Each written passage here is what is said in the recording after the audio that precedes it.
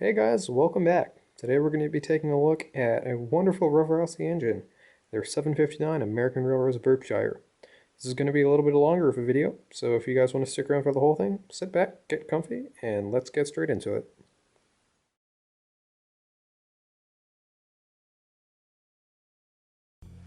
Alright, so now that we have our 759 on the turntable, let's have a closer look at it. But before that, here's a quick history on the engine.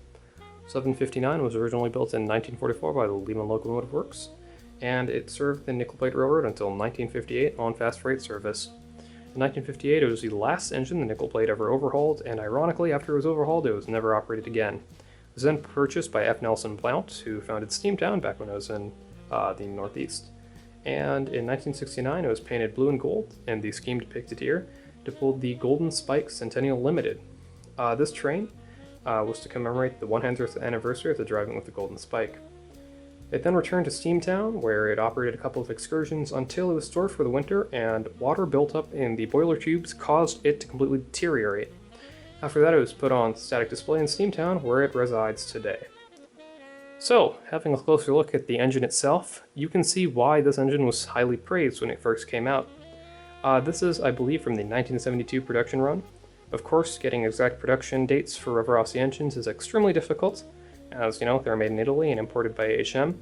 However, we know for a fact that the first run of these did start in 1972. Since this is not a red box from the 90s, I do believe it's of that release. If you compare it to a Berkshire now, especially an S2, you will see that it's not up to modern standards. However, back when it was released, it was definitely pretty good. If you look at the front of the engine, you see a really nice bell and flying number board. This is accurate to the prototype, including the Mars light. The tender is beautiful. It has American Railroads, very nicely printed. This one's of course a little bit yellowed because it's extremely old. And you can see this is a cab-mounted engine, so it's definitely from the AHM era. And if you come to the side, you see it. You have some lovely piping already molded in, putting a bell and nickel plate road stamped on the sand dome. All in all, it's an extremely lovely looking model. My only slight complaint with it is that the drivers look a little bit small. When it comes around again, you can see, I believe that they actually used drivers off the Indiana Harbor Belt 080 for this engine, which is why the flanges look extremely big. Of course, being an AHM era, all of them have Code 100 pizza cutter flanges. However, this one just looks a little bit more pronounced because the rest of the wheel looks kind of tiny for Berkshire. Once again, if you want a modern S2 Berkshire, Bachmann makes some absolutely wonderful examples. However, if you want a nice old, well, good running engine, as you'll see later, this one may be an option for you. Alright, so now that the engine's on the track, let's talk about this example in particular. This engine's on loan to me from a good friend, William from Gopernoper's Trains. He runs an absolutely excellent channel, definitely go and check him out. This is his second American Railroads Berkshire. His first one had the 3 cars with it, he found them, and that's a complete set. The second one he got, it was missing a couple of cosmetic components.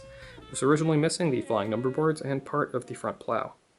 When we were at a store a couple months ago, we found a parts Berkshire. I think it was $3 to $4. Picked it up. There was no saving it. Chassis had completely bowed. It was all zinc rotted up.